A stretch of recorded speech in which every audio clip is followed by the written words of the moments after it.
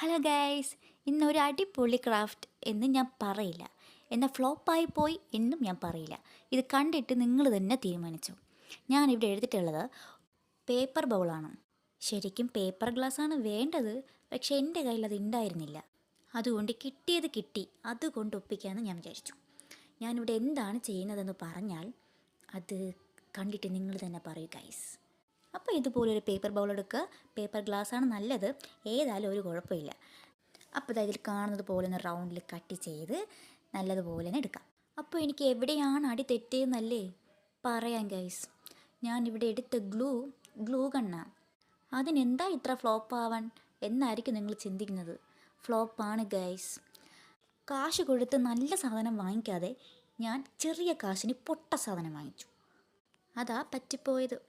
ഇനി പേപ്പർ ബൗളിൽ ഗ്ലൂ കൊണ്ട് ഒട്ടാത്തതാണോ എന്നും ഒരു സംശയം ഉണ്ടായിരുന്നു. അതുകൊണ്ടാണ് ഞാനൊരു എക്സ്ട്രാ പേപ്പർ എടുത്ത് ഒട്ടിച്ച് നോക്കിയത്. പക്ഷേ പേപ്പറിലും കറക്റ്റായിട്ട് ഒട്ടുന്നില്ലായിരുന്നു.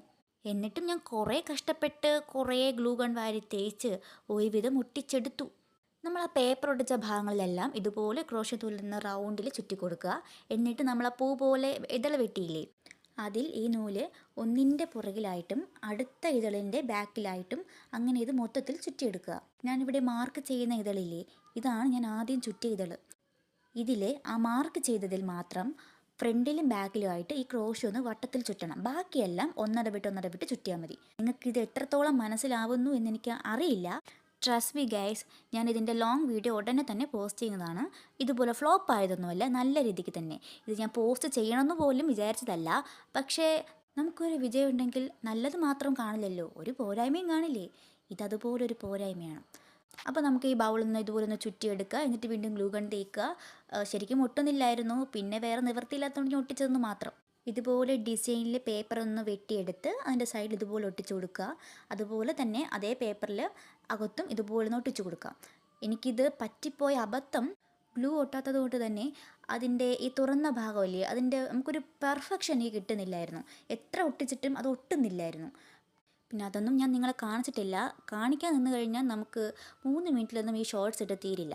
പിന്നെ ഞാൻ വീണ്ടും എക്സ്ട്രാ ഒരു പേപ്പർ രണ്ടായിട്ട് മടക്കി ഈ ഗ്രീൻ കളർ ക്രോഷ്യ ഒന്ന് ചുറ്റിക്കൊടുത്ത് 2 സൈഡും പശ തേച്ചിട്ട് അങ്ങനെ ഒട്ടിച്ചു കൊടുത്തു. പക്ഷെ ഒരു അടിപൊളി ക്രാഫ്റ്റായിരുന്നു. ഏകദേശമൊക്കെ ഞാൻ ഒപ്പിച്ചെടുത്തു. പക്ഷേ എന്തോ ഒരു കുറവ് നിങ്ങൾക്കും കാണുമ്പോൾ തോന്നുന്നുണ്ടെന്ന് എനിക്കറിയാം. But I am very very sorry guys. എന്തായാലും ഇതിൻ്റെ നല്ലൊരു വീഡിയോ ആയിട്ട് ഞാൻ ഉടൻ തന്നെ വരുന്നതായിരിക്കും. അപ്പോൾ ഓക്കെ, ബൈ.